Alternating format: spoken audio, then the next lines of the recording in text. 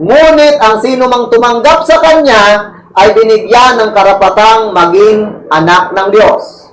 Amen? So mapapalad yung mga hindi tumanggi sa Panginoong Jesucristo.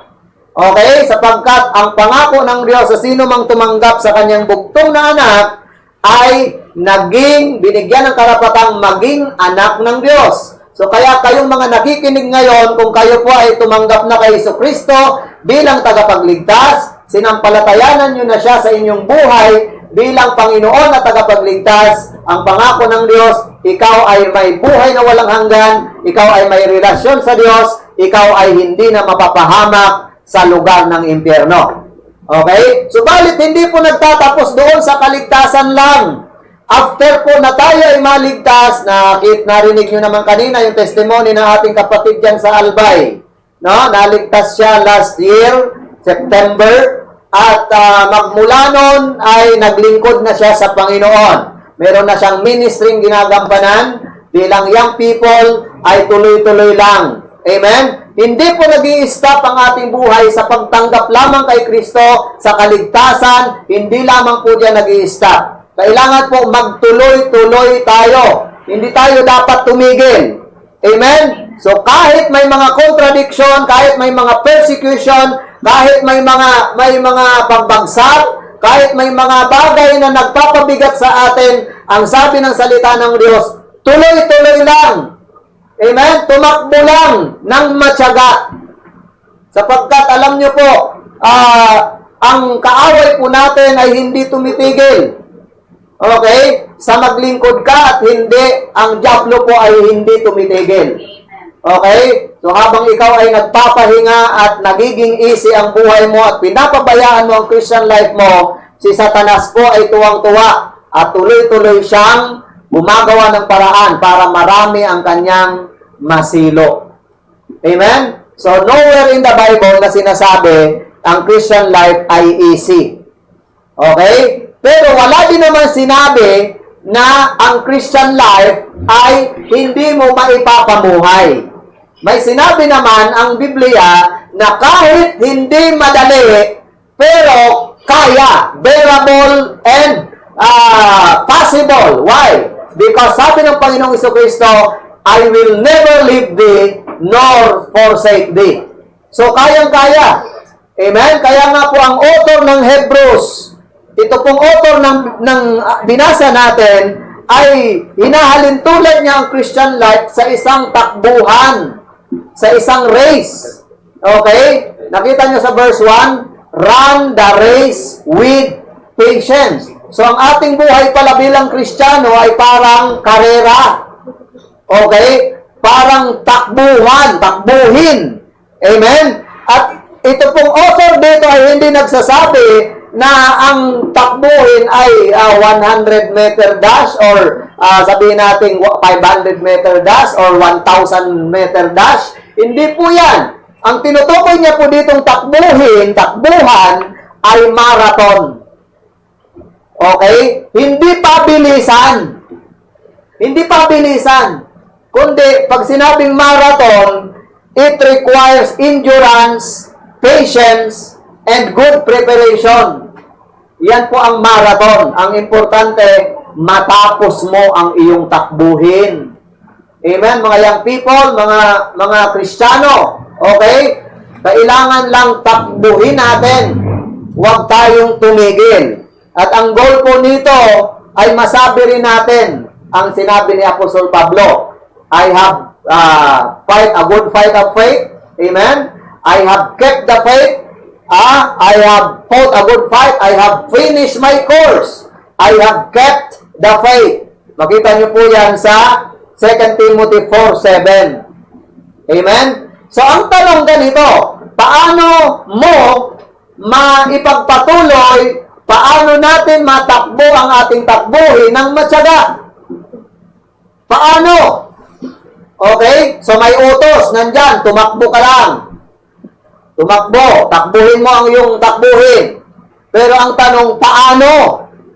Ano ang kukunin nating inspiration para matakbo natin ng matyaga hanggang sa finish line ang ating takbuhin? Una, Meron pong 3 puntos ngayong umaga. Una, remember the laborers before you.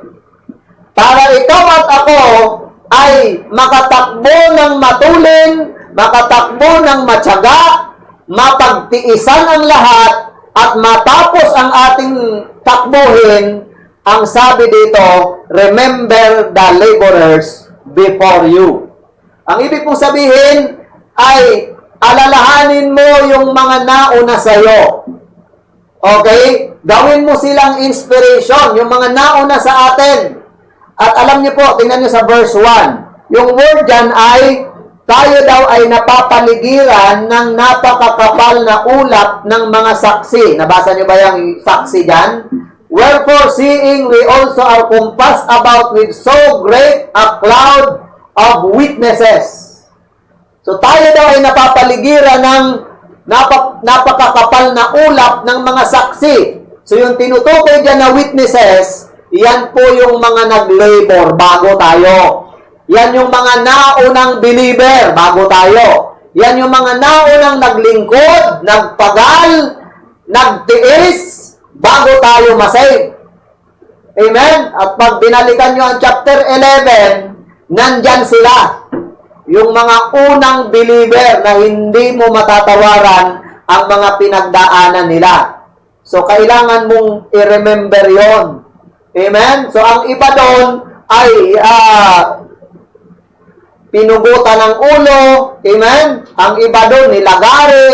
Ang iba doon ay hinulog sa apoy. Ang iba doon ay nilagay sa kulungan ng leon. Amen? Ang iba doon ay tinakot. Pero lahat sila ay nagpatuloy sa kanilang takbuhin. Hindi sila tumakbo. Paurong. Amen? Ibig sabihin, remember them. Kailangan mong balikan yung mga unang nagpagal sa'yo. Kaya kung ngayon may tendency ka, mag-quit na kaya ako. Sumuko na kaya ako. Tumigil na kaya ako. No, no, no. Ang una mong gagawin, remember those laborers before you. Bago ka lumitaw, may mga masisipag.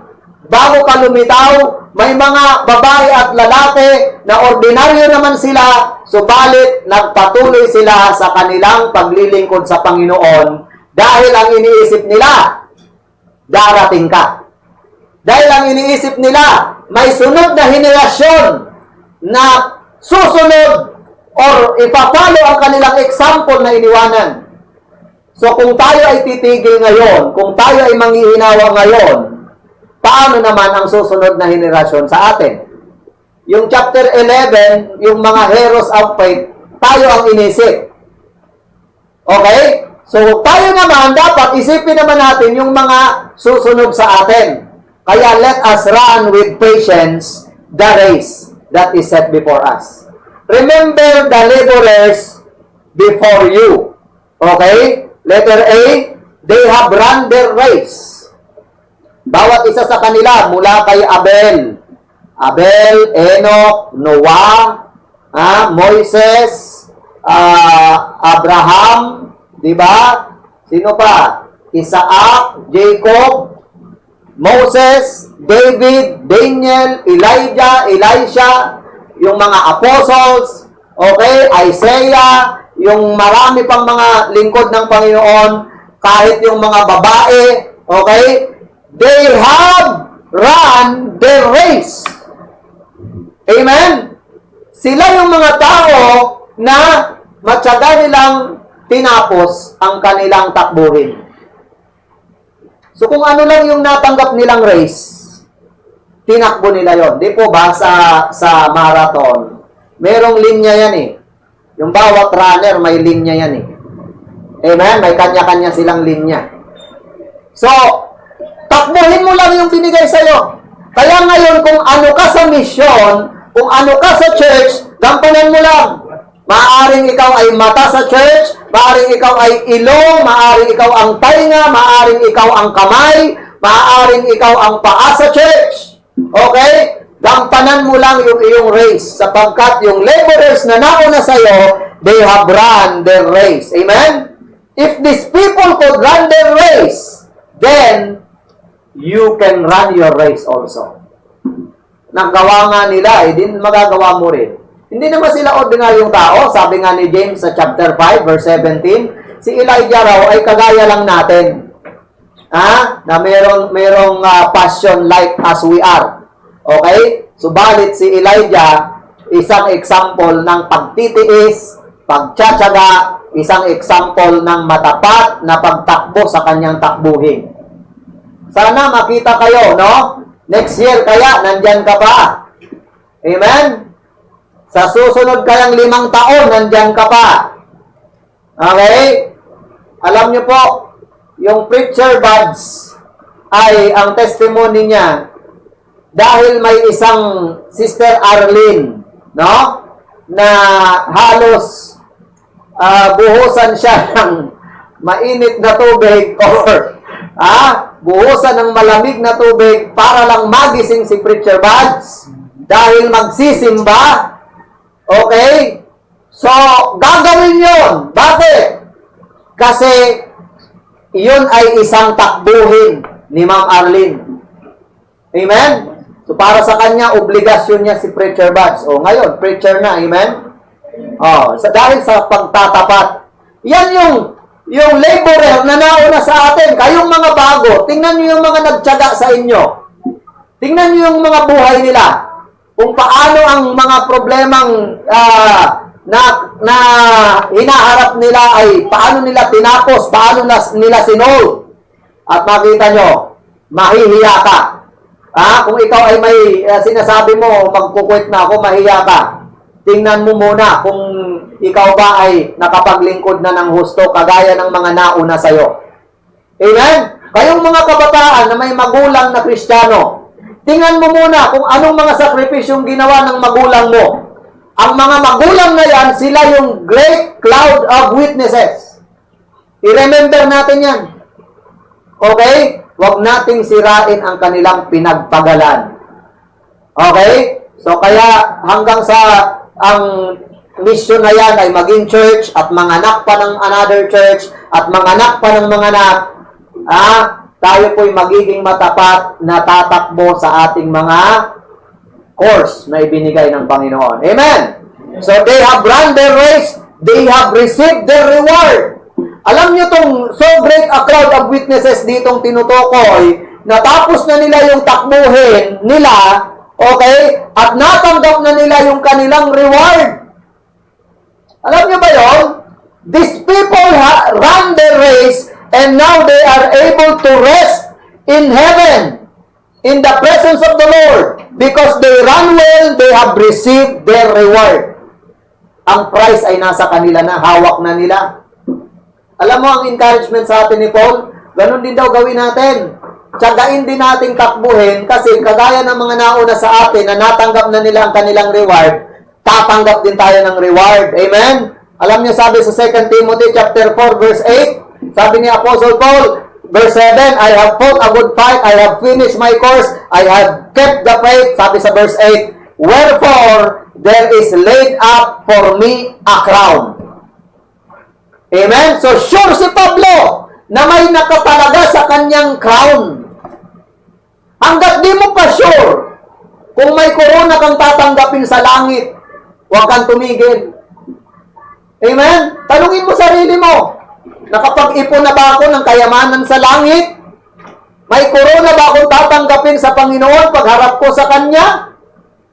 Sasabihin ba ng Panginoon pagharap ko sa Kanya, thou well done, thou good and faithful servant? Kung hindi mo pa masagot yung tanong na yan, bakit ka titigil? Amen? Opo. Alam nyo, yung kalagayan natin ngayon, mahirap po ang paglilingkod. Mahirap. Okay? Subalit, hindi ka pwedeng tumigil. Amen? Yung mga estudyante, alam ko yan, mahirapan talaga kayo sa online class. Amen? Mahirapan talaga kayo. Pero tiisin nyo lang yan. Sa umpisa lang yan, mahirap. Habang tumatagal, pahirap ng pahirap. Tiisin nyo lang yan. ituring yung isang takbuhin yan. Amen? Isang race. Okay, letter C. They have revealed what is reliable. So itong mga taong ito na tinatawag na laborers bago tayo, sila ay napagtanto nila sa buhay nila kung ano ang reliable. Okay? The greatest encouragement that we can derive from these saints is the fact that they are proof positive of the reliability of the Lord. Napatunayan nila na ang Panginoon ay reliable and dependable. Amen? He who began a good work in you will be faithful to complete it. Amen? Napatunayan niya nila. Alam mo, sabi ng Hebrews chapter 11, yung mga taong lumakad sa pananampalataya, ay di naman nila narating yung promise eh. Ang ilan doon namatay sa wilderness, ang ilan doon ay namatay na hindi nakita yung lupain. Okay? Subalit di sila tumigil. Amen? Pwede nga daw silang, may chance nga daw silang bumalik sa pinanggalingan nila. Pero ang sabi ng Hebrews chapter 11, hindi na sila bumalik kasi they are looking for the city na merong foundation. Whose builder and maker is God. Paano kang babalik? Alam mo ang punteriya mo. Amen? So kaya walang bumalik sa kanila. Alam mo, hindi mo na pwedeng balikan yung dati mong buhay. Meron ba sa inyong namimiss pa yung dating buhay? Dati-dati, ganito buhay ko eh. Diba? Ang hawak-hawak ko dati ay manok na pula. Nakakamiss naman yun. Okay? Ngayon, Bible na. Dati, manok na pula. Nakakamiss. Balikan ko kaya yun. Diba? Baka sabihin mo, masarap balikan yung dati kong ginagawa. Na dati-dati ay pagka sahod ko ay nag-happy-happy kami ng mga barkada ko. Okay? Nakaka-miss. Amen? Hindi mo pwedeng balikan. Mas maganda ang buhay mo ngayon kay Kristo. Amen. Kaysa sa buhay mo noon. Amen? So they have revealed what is reliable. Okay? If God took care of them, honored their faith, sustained them, kept them, used them, blessed them, and got glory from their lives, then He will do the same in your life. Kung ang Diyos ay na-please sa mga witnesses na to, na nasa verse 1 at nasa chapter 11, mapi-please din siya sa'yo. Okay? Kailangan mo lang gawing inspiration yung mga nauna sa atin. Nakakahiya. Kung ako ay titigil bilang pastor, mahihiya ako. Bakit? Meron akong pastor. Okay? Na nagpagal. Okay? At yung pastor na yon may pastor din siya. At yung pastor niya ay may pastor din. Amen? So hindi ako pwedeng tumigil. Ikaw, hindi ka pwedeng tumigil. Bakit? Sapagkat maaalala mo na produkto lamang tayo ng pagtsatsaga ng mga naunang believer. Okay? So, ang tawag diyan ay ipapas mo yung baton. Okay? Passing the baton. So, number 2. Una, remember the laborers before you. Number 2, remove the loads behind you. Okay? Remove the loads behind you. Nakalagay sa verse 1, di ba? Ano sabi diyan? Wherefore, seeing we also are compassed about with so great a crowd of witnesses, yan yung mga laborers before you, let us lay aside every weight. Anong sabi dito? Ating i-lay aside ang lahat ng pabigat. So, remove the loads behind you. Kasi kung ikaw ay mananakbo, tapos ang dami mong pasan, amen, ay hindi ka talaga makakarating sa dulo. Amen? Kung ikaw ay 500 pounds, tapos kasama ka sa marathon, amen, problema mo, sarili mo. Baka doon ka na lang sa gilid. Okay? So, ang isang sasali sa marathon, tinatanggal niya yung mga pabigat.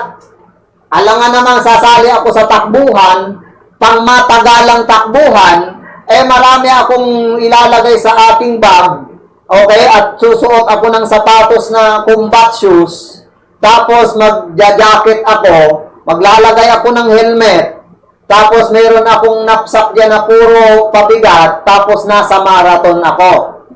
Hindi ako makakarating sa dulo. Bakit? Kasi hindi pwede yung maraming load. Amen po ba? Kung ang computer nga sa dami ng naipapasok dyan, bumibigay. Kung ang cellphone mo nga ay nauubusan ng memory. Amen? Kung ikaw nga, nauubusan din ng memory.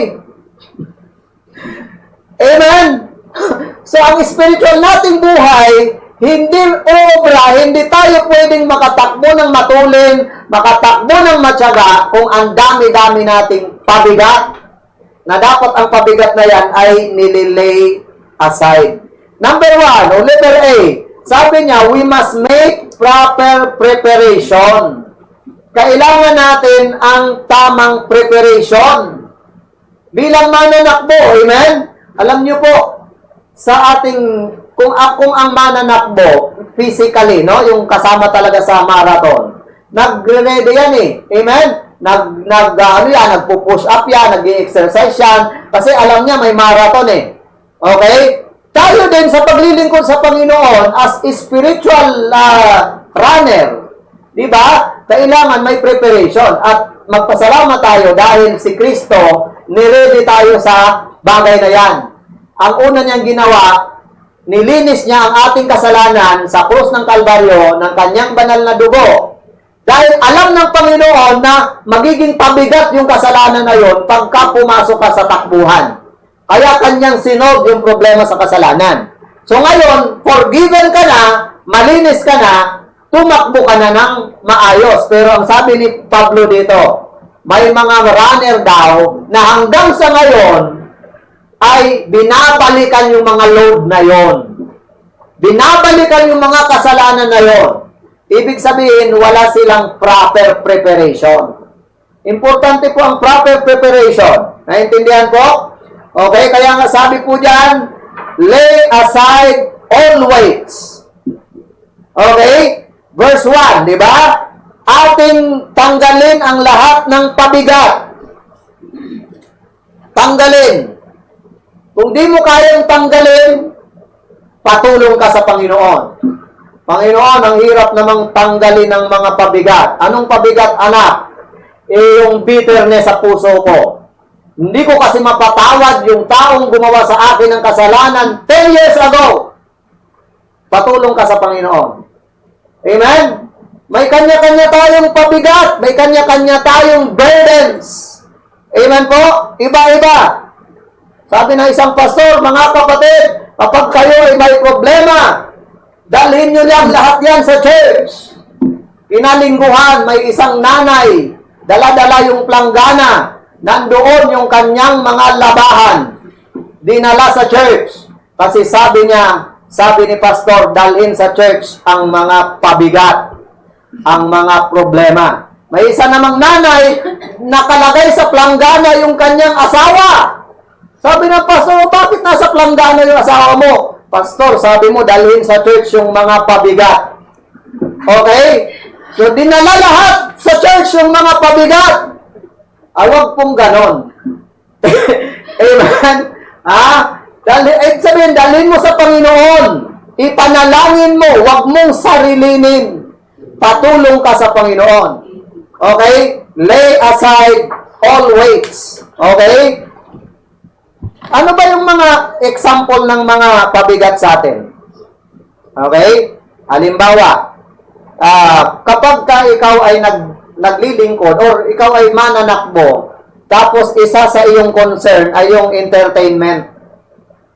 Yung gusto mo ma-entertain yung mga nanonood, huwag mo nang i-entertain. Kasi hindi ka talaga makakatapos niyan. Kung ikaw ay mananakbo diyan, takbuhan, tapos pag may kumakaway si ako talaga yun. Ako talaga. Alam mo, di ka makakatapos. Kasi gusto mo hanapin yung mga entertainment, at hindi ka makafocus doon sa takbuhin. Saka na ang papuri. Amen? Saka na yung celebration. Focus lang muna. Ano pa? Sample ng ating mga pabigat ay yung seeking entertainment, seeking possessions. Okay? Mananakbo ka pala. Tapos ang mata mo kung saan-saan, naghahanap ka ng gold. Ha? Nasa marathon ka, naghahanap ka ng gold. Uy, nakakita ka ng kumikintab. Pinuntahan mo na sa gilid. Binulsa mo. Takbo ka na naman. Okay? Nakakita ka ng, di ba, bisikleta na walang may-ari. Kunin ko na to. Okay? So, nakakita ka ng, di ba? Lahat ng mga kita ng mata mo, kukunin mo. Alam mo, mahirap yan. Hindi ka makakatapos sa iyong takbuhin. Naintindihan? Ano pa? Giving our attention to worldly things. Yung mga walang kinalaman sa ating spiritual na buhay, kinukuha natin ang kinukuha, doon ang ating focus. So, isa yan sa mga nagpapabigat sa atin. Amen po? Ha? Sabi ng isang Kristiyano, Pastor, di kasi ako alam mo, di ako maka-attend ng online service. Bakit? Kasi po, busy po Saka, hindi, may problema po kasi yung aking data. Hindi maka-attend. Aba, malaman mo, naglalaro ng ML.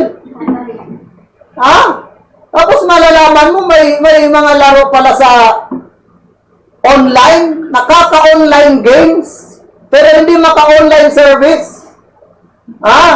Magugulat ka, busy, di maka-attend, pero may mga online games na sinasalihan. Nako, sasabihin mo sa kanya, oo nga, Brad, busy ka. Tatandaan natin yan. Excuses po, napakarami. Amen? So, kailangan nating magtanggal ng mga load.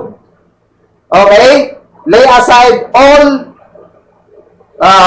weights, tapos lay aside all wickedness. Sabi po dyan sa verse 1, the sin which doth so easily beset us. Atin i-lay down yan. Amen? Kasi hindi mo pwedeng pagsamahin ang godliness at wickedness sa iisang puso. Okay? Hindi ka pwedeng maglingkod sa Diyos at sa kayamanan at the same time. Hindi ka makakapaglingkod sa dalawang Panginoon.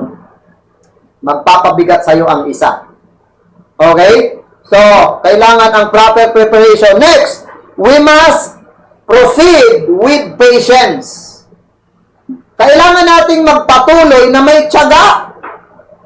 Okay? Ang word dito sa verse 1, and let us run with patience. Okay? Let us run with patience. Ibig sabihin, nilagay ka na ng Diyos doon sa takbuhin na yan, tiyagain mo na yan, mag-proceed ka.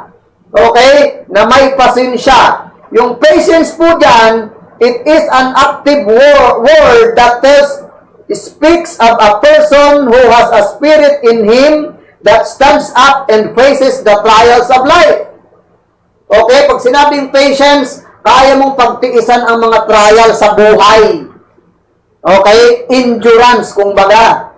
At dyan, sinasabi ng author sa atin na ang mga Kristiyano pala ay mayroong quality. Amen? May kakayanan na ma-endure ang mga obstacle sa kanyang buhay. Kaya mo. Kaya ka nilagay sa takbuhin na yan kasi kaya mo. Hindi nagkamali ang Panginoon. Amen po? So, bawat isa sa atin may problema. Kadalasan, ang problema natin, tayo may gawa. Yan po ang mahirap.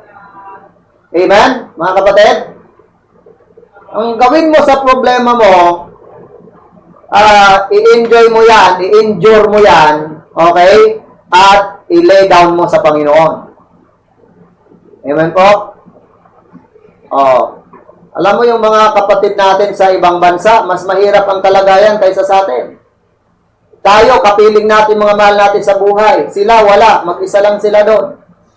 Ang kapiling nila, yung kanilang amo at yung kanilang mga Di ba? Ibang lahing kasama. Kaya marami ang nauubusan ng patience. Okay? Meron daw isang caregiver. Ibang lahi yung kanyang inaalagaan. Makulit yung bata. Makulit. Okay?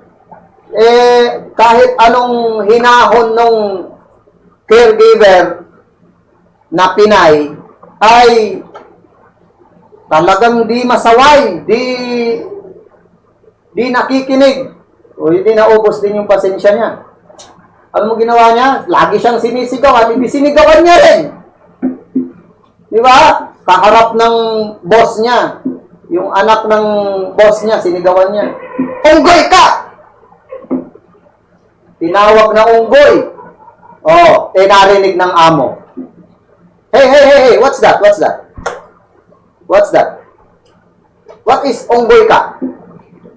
Sabi nung Pinay nating caregiver, unggoy ka, ito po ay batian to sa amin. It is how we greet each other. Unggoy ka. Sabi ng amo, So, kinabukasan, pag-gising ng amo, nakita niya yung caregiver, unggoy ka. Okay? Sabi niya, unggoy ka rin. So, araw-araw, nagbabatian na sila. Unggoy kayo lahat. Unggoy, mas unggoy kayo. Okay? So, hanggang sa nag-unggoya na sila. May mga ganon, nauubos din yung patience. Tama? Pero alam mo, sa paglilingkod mo sa Panginoon, tiyagain mo lang. Okay? Tiyagain mo. One step at a time. Na-overcome mo ngayon, may sunod na naman yan, i-overcome mo. Hanggang tuloy-tuloy. Amen? So, 1 Corinthians 15:58. Ang sabi doon, tayo ay huwag matinag. Amen? Basahin ko 1 Corinthians 15:58. Ano ba ang utos ni Pablo sa mga Kristiyano? Buksan niya, nakita na ba? Nasabi niya sa verse 58, Therefore, my beloved brethren, be steadfast, unmovable, always abounding in the work of the Lord, for as much as you know that your labor is not in vain. Tsagain mo yan, huwag kang magpatinag. Okay? So, ano ang maintindihan natin dito sa run with patience or proceed with patience? Ito po ang dapat nyong intindihin. Number 1, each of us ay merong own race to run. Meron tayong kanya-kanyang race. Ang race mo ay iba sa kapatid mo. Ang race ko na tatakbuhin, iba sa race ng tatakbuhin ng asawa ko. Iba ang race na tatakbuhin ng mga anak namin. Iba ang race na tinatakbo ng bawat isa sa atin. Okay? Yan po ang una. So, unique yan. Ikaw lang ang nilagyan yan ng Panginoon. Number 2, we are not in competition. Dapat maintindihan mo yan. Hindi tayo nakikipag-karera, nakikipaglabanan, kundi tayo ay kapwa na sa isang team. So, magtulungan. Amen? Next, our course has been individually designed. Okay? Ang ating course ay dinesign para sa iyo lamang at ikaw lamang ang pwedeng mag-fulfill niyan. Pag di mo yan na-fulfill, sayang. Opo, sayang. So, we must run with patience. Proceed with patience. Make a proper preparation and proceed with patience. Pangatlo, we must protect our priorities. Sabi po sa verse 2, looking unto Jesus. So, kailangan natin iprotektahan ang ating prioridad. Okay? Ano ba ang priority natin? Sino pala ang priority natin? Ang sabi po dyan, let us look on Jesus. Bakit kay Jesus titingin? Kasi si Jesus, tapos na ang race niya. Nandun na siya sa dulo. Siya ay dineclare ng champion. Okay? So, siya ang ating gagayahin. Amen? Hindi ka give up. Bakit? Isa siya sa pumapalakpak sa'yo. Isa siya sa nag-cheer sa'yo. Isa siya sa nag-i-strengthen sa'yo at nagsasabing, anak, tuloy lang, tuloy. Nandito ako sa dulo. Hihintayin kita dito. Amen, mga kapatid? So, kailangan yan, protektahan mo ang iyong prioridad. Alam niyo po, marami na pong twisted priorities sa mga Kristiyano. Napakarami ng twisted priorities. Hindi na si Lord ang priority. Okay? Iba na ang prioridad sa buhay. Imbis na si Lord ang priority, pina-priority na yung boyfriend, yung girlfriend.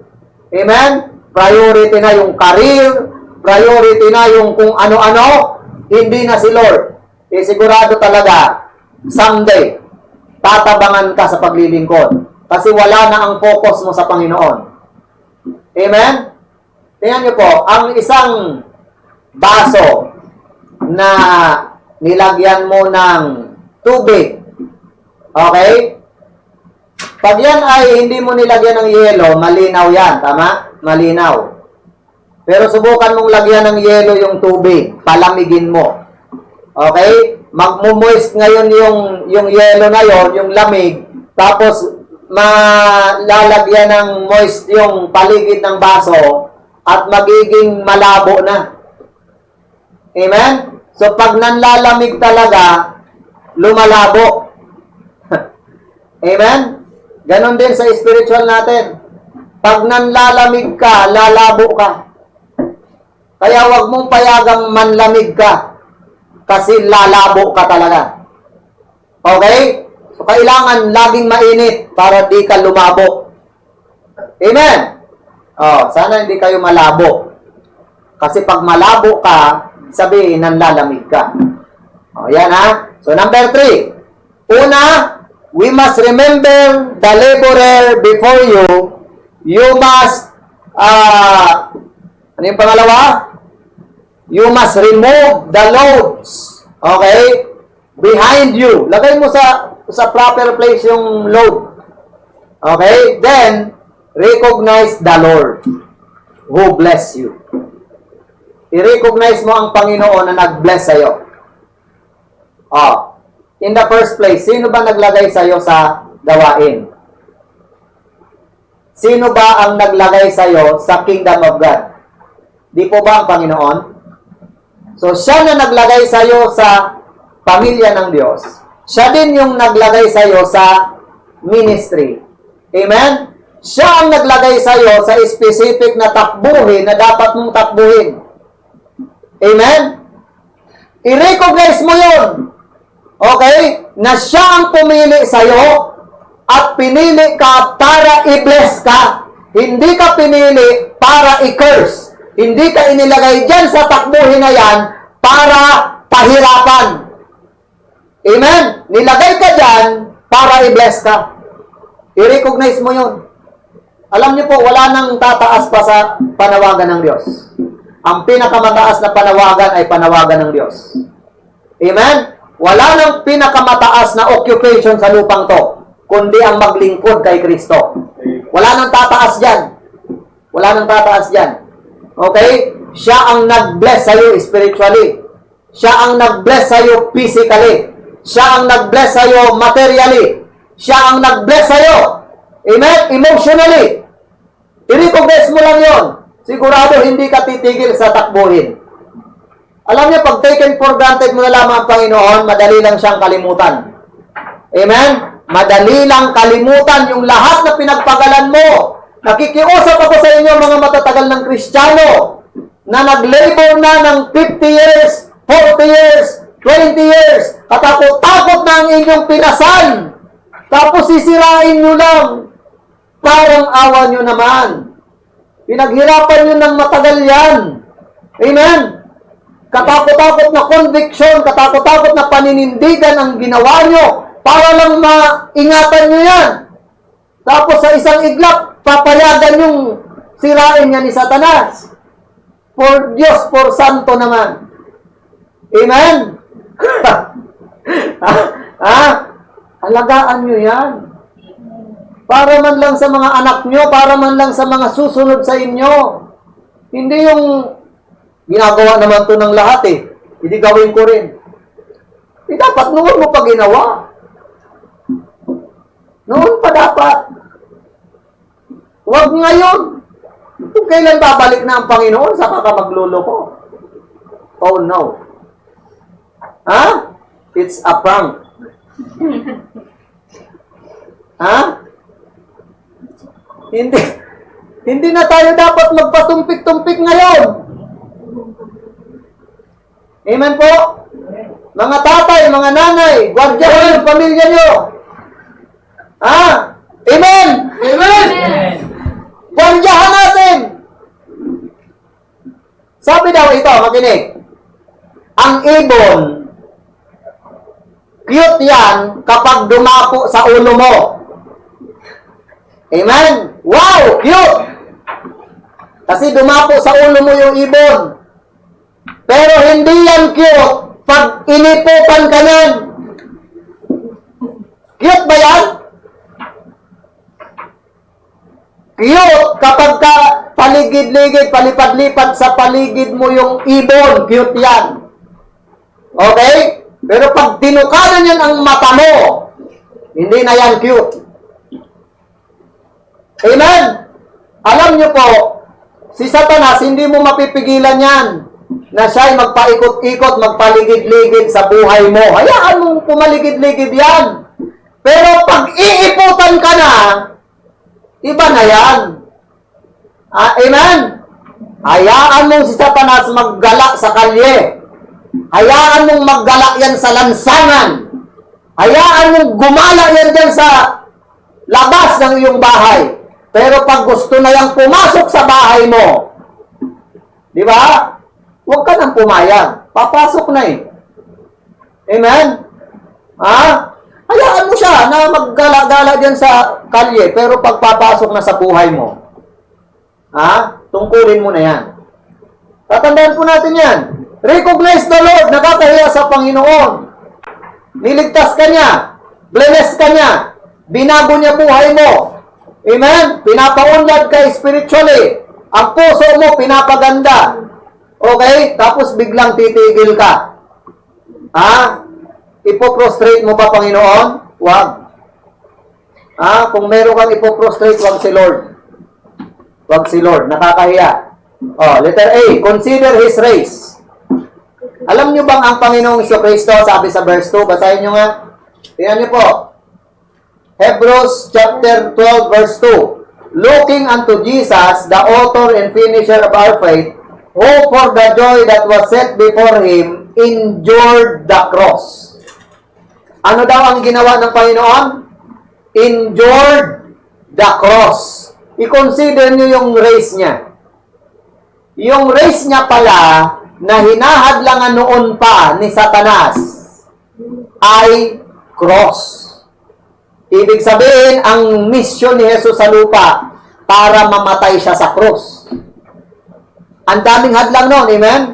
Ang daming hadlang. Pagkasilang niya pa lang, pinapapatay niya siya ni Herodes. Kaya nga itinakas siya ng tatay niya sa Egypt.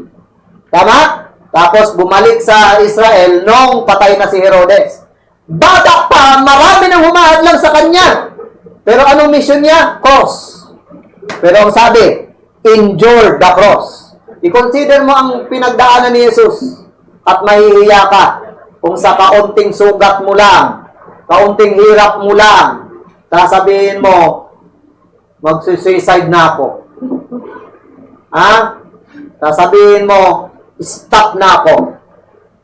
Nakakahiya. Wala pa sa katiting ang ating mga pinagdaraanan sa pinagdaanan ni Jesus at ng mga naunang believer.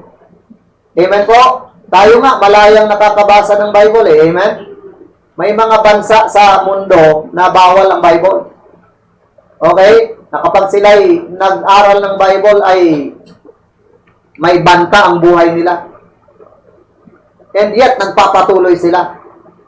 Okay? Oh. Yung mga apostol ay binawalan ng mga tao sa gobyerno sa Israel na wag nang mangaral tungkol kay Jesus. Pero anong sagot ni Peter and John? Kung ito'y kalooban ng Diyos na sundin kayo, huwag ipahintulot ng Diyos. Basta ang gagawin namin, we ought to obey God rather than men. At nagpatuloy sila. Nilatigo sila, hinagupit, tapos pinauwi. Nagtatawanan si Juan at si Pedro. Sabi nila, kakatuwa, no? Kabahagi na tayo ng suffering ni Kristo. Amen? In-enjoy pa nila yung mga latay. Natuwa sila na sila'y partaker na ng suffering ni Kristo. Consider the race. Okay? Ng Panginoon. Number 2, consider His reason. Anong reason niya? Bakit siya nagtiyaga? Bakit siya nagtiis? Ang reason niya ay ito. Ang word ay, hope for the joy that was set before Him. Kaya pala nagtiis, kaya pala nagtiyaga. Dahil merong joy na nakaset sa kanyang harapan. Ano yung joy? Yung salvation ng mga kaluluwa. Yan ang kagalakan ng Panginoon. Amen? So bakit ka rin magtitiis, magpapasensya? Bakit ka mag-i-endure? Because of the joy. Ano yung joy? Ang sabi ng Lucas 15, Luke chapter 15, there is joy in the presence of the angels of God over one sinner that repented. Kahit sa tanang buhay mo, isang kaluluwa lang ang madala mo sa Panginoon. Amen? Hindi ko akalain na nung nag-share ako kay Julian, ay natandaan niya pala yung shinare ko last year. At tumanggap pala siya sa Panginoon nung nag-share ako sa kanya. Okay? At natandaan niya. Amen? At alam niya kung anong date siya sumampalataya kay Jesus. At alam niya kung kailan siya nabaptize. Amen? Pero bago ako mag-share dyan, may mga nag-share niya dyan una. Amen? May mga nauna nang nag-labor. So, hindi sayang yung mga nagpagal. Tama? Kahit sa isang taon lang sa buhay mo. Okay? Kahit sa buong lifetime mo, may isang bunga ka lang. Ang sabi ng Bible, ang kagalakan ng mga anghel sa langit ay hindi mo na mapipigilan. Kristyano, yan ang joy. Bakit ka titigil? Magpukwit ka? Tanungin mo muna sarili mo, may bunga na ba ako sa Panginoon? May bisita na ba ako? May nadala na ba ako? Kung wala pa, huwag ka muna tumigil. Amen? Consider His reason. Si Jesus Christ di tumigil because of the joy that was set before Him. Okay? Letter C, consider His reward. Ano sabi sa chapter 12, verse 2? Hope for the joy that was set before Him, endure the cross, despising the shame, minaliit niya yung kahihiyan. Amen? Despising the shame. Ano naman kung pagtawanan niyo ko? Ano naman kung yurakan niyo ang aking pagkatao? Ano naman kung mapahiya ako na isang tagapagligtas na napako sa cross para kay Jesus? Wala yan. Minamaliit ko yung kahihiyan na yan. Bakit daw? Minaliit ang kahihiyan, sabi niya, at siya ngayon ay nakaupo na sa kanang trono ng Diyos. Yan po ang reward. Amen? Dati ay crown of thorn. Okay? Di ba? Ngayon naman ay nasa trono na siya ng Diyos. Okay? So kaya, ikaw ay magkakaroon muna ng cross bago ang crown. Hindi pwedeng promotion ang mauna. Okay? Mauna muna suffering. Mauna muna yung mga trials bago ang reward. Amen? Susubukin ka muna ng Panginoon kung karapat-dapat ka bang bigyan ng reward eh. Tama po ba? Oo. Parang nag-aaral lang yan eh. Kapag ikaw ay nag-aaral at sinubukan ka o nagkaroon kayo ng pagsusulit, di ba? Titingnan dyan kung may natutunan ka. Paano malalamang may natutunan ka kung di ka dadaan sa test? Amen? Kaya nga yung isang bata ang sabi niya, sabi ng tatay niya pagka bumagsak ka sa exam mo, huwag mo na akong tawaging tatay. Nag-exam. After ng exam, tinext niya yung anak niya, anak, kumusta? Kumusta exam? Ayos lang, pare.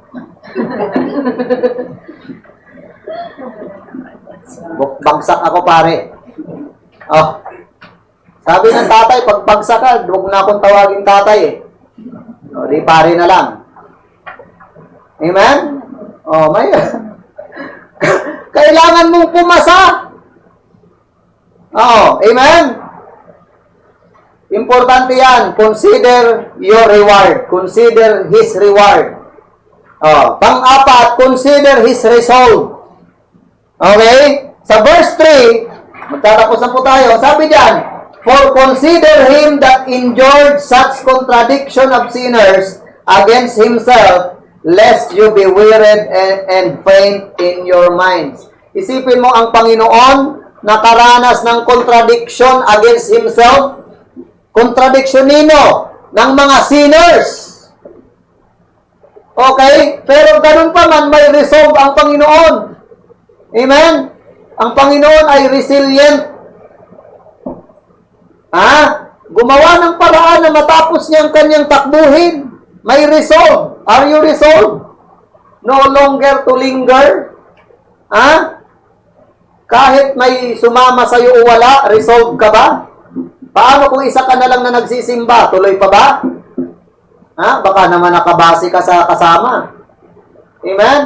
Paano kung ikaw na lang ang naglilingkod sa Panginoon? Tuloy pa ba? Pag tinuloy mo yan, ibig sabihin, may resolve ka. Kagaya ni Jesus Christ. Okay? Tingnan natin ang mga pinagdaanan niya bago tayo magtapos. Siya ay pinanganak ng isang birhen. Okay? Isang dalagang buntis. Nabuntis. Okay? At noong panahon, tayo, alam natin na ang pinagbuntis ni Mary ay sa Holy Spirit. Pero yung mga taong nakakakilala kay Mary, alam ba nila na sa Holy Spirit yun? O di pag nalaman nilang dalaga ka tapos buntis, dalagang ina, nakakahiya yun. Tama? Yun ang pinagdaanan ng Panginoon. Nanay niya pa lang. Okay? He was born in a stable. Pinanganak siya sa sabsaban. Di ba contradiction yon? Born to poor parents. Di ba? Isang karpintero ang tatay niya. Ano pa? Yung buhay niya, may threat sa kanya nung baby. Yung birth niya ay nag-cause ng terrible suffering. He was moved as a baby. Okay? Dinala sa Egypt. He was raised in a despicable town, Nazareth. Okay? His father died when he was young. Di siya na ngayon ang nagpatuloy ng pagiging dahil panganay siya. Okay? He had to support his family. He had no home and no place to lay his head. Sabi niya dun sa apostle ni John. He was hated and opposed by others. He was charged with insanity. Napagkakamalan siyang baliw. Okay? Napagkakamalan din siyang may sapi. Pag nagpapalaya siya ng dyablo, sabi ng mga Pariseo, pinapalayas mo yan sa magitan ni Beelzebub. Isipin mo, inaakusahan siyang ganon. Ano pa? Kahit yung mga kapatid niya sa laman ay inopose siya, hindi siya pinaniniwalaan. Naniwala lang sila nung nag-resurrect niya siya sa libingan. Okay? Rejected, hated, opposed by the audience who came to hear him speak. Diba? Pinapili ni Pilato yung mga tao kung sinong pipiliin. Jesus o Barabas. Ang pinili ng mga tao ay Barabas. Isipin mo yung mga pinagdaanan ng Panginoon. He was betrayed by a close friend. Binitray siya ni Judas. Binitray siya ni ni Peter. Dininay siyang 3 times. Okay? Inakusahan, ipinako sa cross na parang ordinaryong kriminal. Ganon ang mga contradiction na napagdaanan ni Jesus. Pero meron siyang resolve. Tinapos niya ang takbuhin. Amen po? Sana ganun din tayo. Kasi tandaan nyo po, hindi lahat ng tingin sa'yo ng tao tama. Amen? Kadalasan, ang tingin sa'yo ng tao mali. At hindi ka nilalang ng Diyos para sagutin lahat ng katanungan ng tao.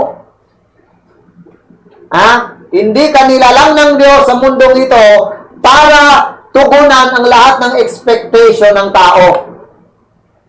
Amen? Paano pala kung ang expectation sa'yo ng magulang mo, dapat ikaw ay engineer.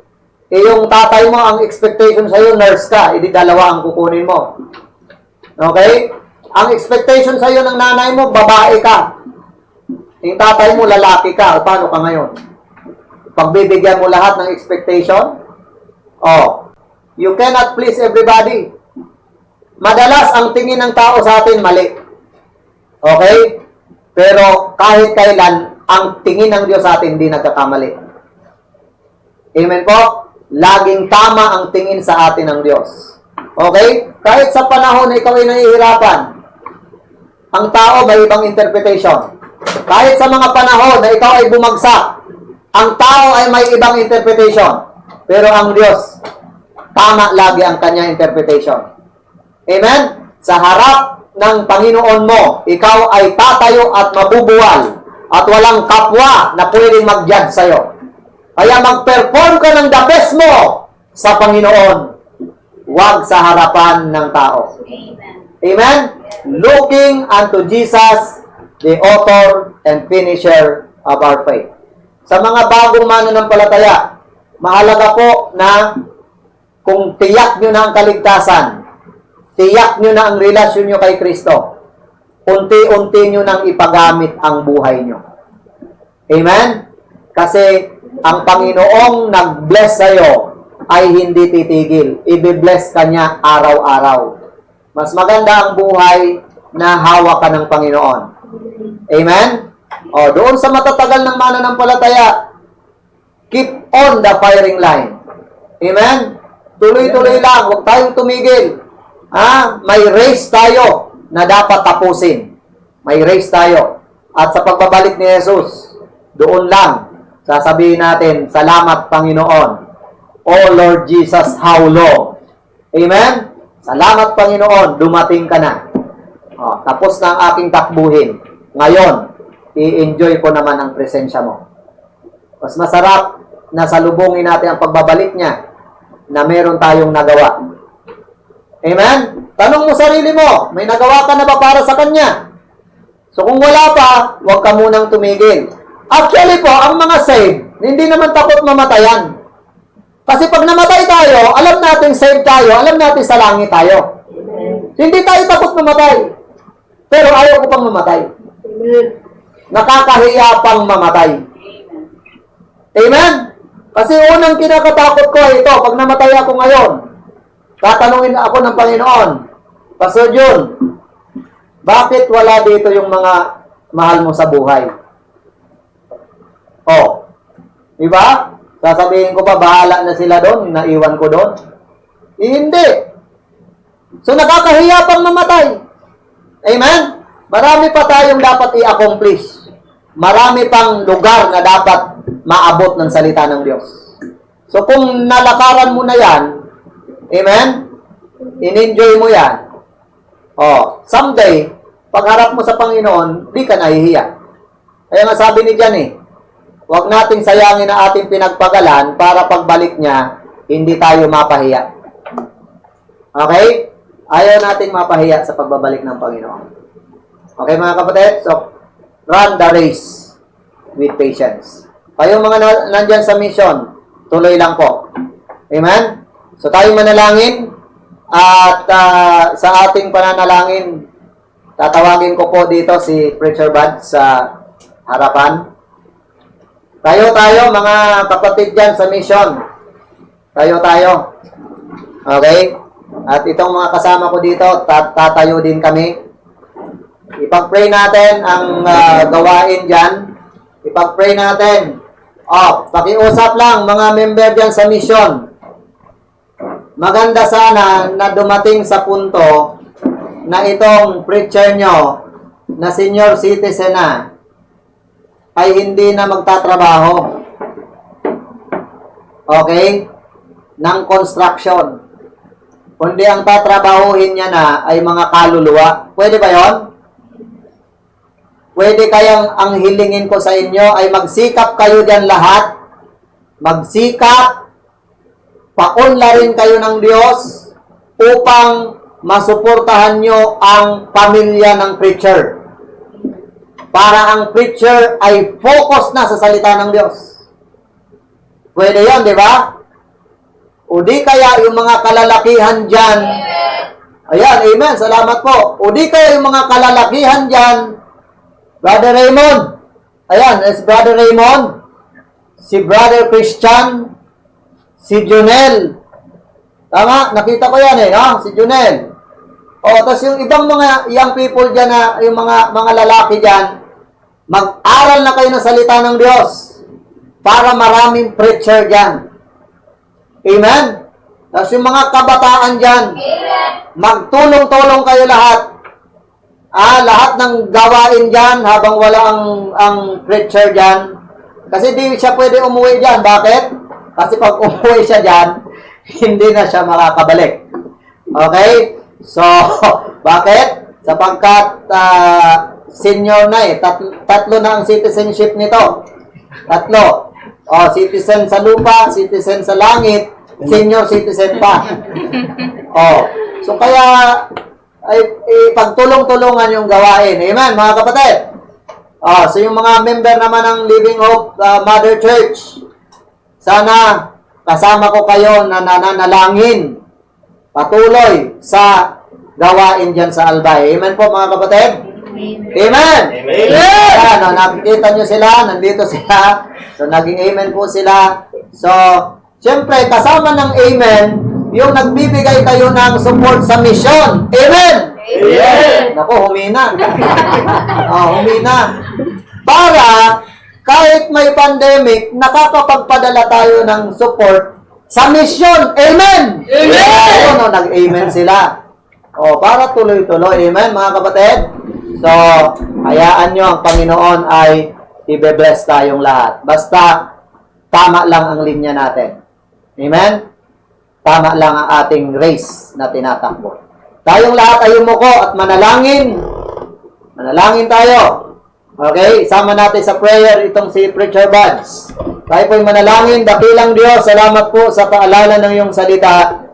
Amin pong sineselebrate ang isang taong katapatan mo sa Living Hope Mission, Panginoon. Salamat po sa patuloy na pangunguna sa Kao family. Ikaw po, O Diyos, ang inaasahan namin na mag-bless ng kanilang buhay mula kay Preacher Buds, kay Sister Arlene, at sa lahat ng mga anak, Panginoon. Panalangin namin ang mahabang buhay, pagkaloob mo sa kanila. Panalangin namin ang more wisdom and vision para po sa kanila. Panalangin namin ang patuloy na endurance kay Preacher Buds at katalinuhan sa pangangaral ng iyo pong salita. Ikaw ang magbigay sa kanya ng more dedication, Lord, na magampanan ang tungkulin as preacher of your word at ma-develop pa ang maraming kapatiran sa Living Hope Albay, Panginoon. Ngayong oras na to, sama-sama kaming nananalangin na bilang Mother Church, Panginoon, tulungan mo na ang bawat isa rin ay maging responsible, Panginoon, sa aming mga obligasyon na ipanalangin at alalayan ang bawat kapatiran, lalo na po ang mga bago, Panginoon. Salamat po sa paalala na iyong salita ngayon. Salamat po sa mga bisitang kapiling po namin dito sa NCR at sa Bicol, Panginoon. Lahat ng nakarinig na iyong salita, i-bless mo po ang kanilang buhay at patuloy mo pong paunlarin sila spiritually. Salamat, Panginoon, sa katapatan mo sa aming lahat. Pinupuri ka namin at dalangin namin na marami pang taon ang ibubuhos mo. Masasaya at mabungang taon sa buhay po ng mga kapatid dyan sa Albay. Sa iyo po ang papuri, Panginoon, sa pangalan ng Panginoong Jesucristo. Amen. Maraming salamat, mga kapatid. At tayo po'y mag-celebrate ngayon ng ating anniversary ng mission. Magkakainan kami dito, magkainan kayo dyan. Okay? Tapos, magpasa tayo ng mga pictures doon po sa mga visitors po natin. Kung gusto niyo pong magpasa po ng selfie para sa ating attendance for today, ay ikanalulugod po namin makasama kayo mamaya sa collage. No, gagawa po kami ng collage. Salamat po. Okay? So, may announcement ba? After po ng lunch, ay meron tayong Zoom fellowship. So, if you have your visitors, I invite nyo sila sa Zoom para mag-fellowship po tayo after this lunch, no? Meron tayong games, may testimonies, meron tayong mga pakulo, okay? At ang Diyos ang magbibigyan ng kaluwalhatian. God bless you mga kapatid. Run the race with patience. Yan po ang magiging hashtag natin mamaya. Paalam po. Amen.